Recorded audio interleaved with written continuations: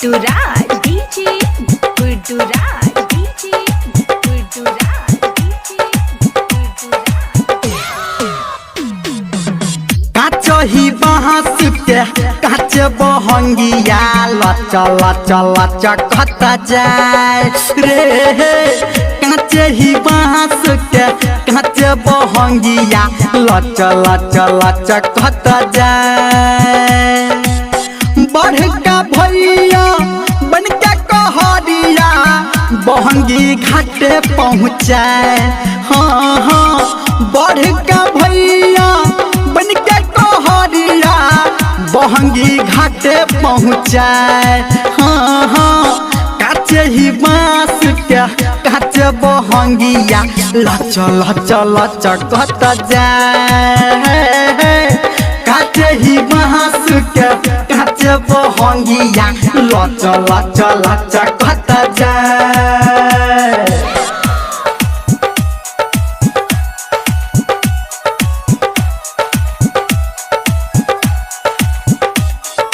DJ Gudduraj DJ Gudduraj Madhubani Madhubani Madhubani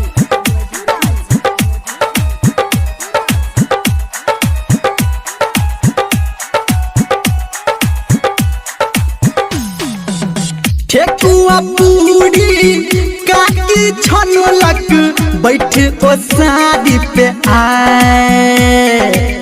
बढ़ का बाबा दूध बालो के दिल के घाट पहुँचाए। हाँ हाँ ठेकुआ पूरी काकी छनलक बैठ ओ शादी पे आए।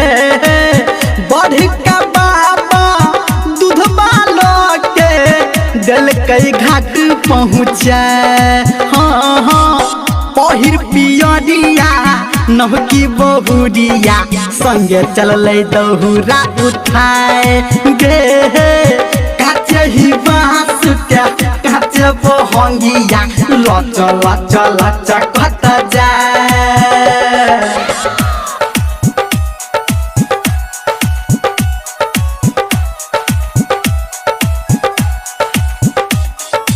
डीजे गुड्डूराज डीजे गुड्डूराज मधुबनी मधुबनी मधुबनी अभी आप सुन रहे हैं सावरिया म्यूजिक। गे फल फूलहारी से सोहजल डाला उखिया भुइया लेटाए। चम चम चम के छोटी माई के घटाबा केला के पत्ता लहराए। हाँ हाँ फल आ फूल से सजल डाला उखिया भुइया लेटाए। हाँ हाँ चम चम चम के छोटी माई के घटाबा केला के पत्ता लहराए। हाँ हाँ लिखा है बउआ गावे धर्मेंद्र सबके दिल से सुनाए गे। काचे ही बाँस के काचे बहंगिया लच लच लच कत जाए गे।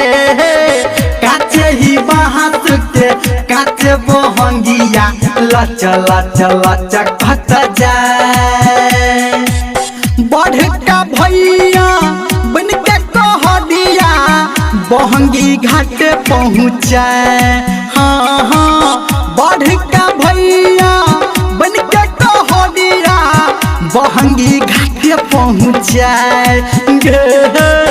काचे ही बाँस के काचे बहंगिया लच लच लच कत जाए। हाँ हाँ काचे ही बाँस के काचे बहंगिया लच लच लच कत जाए।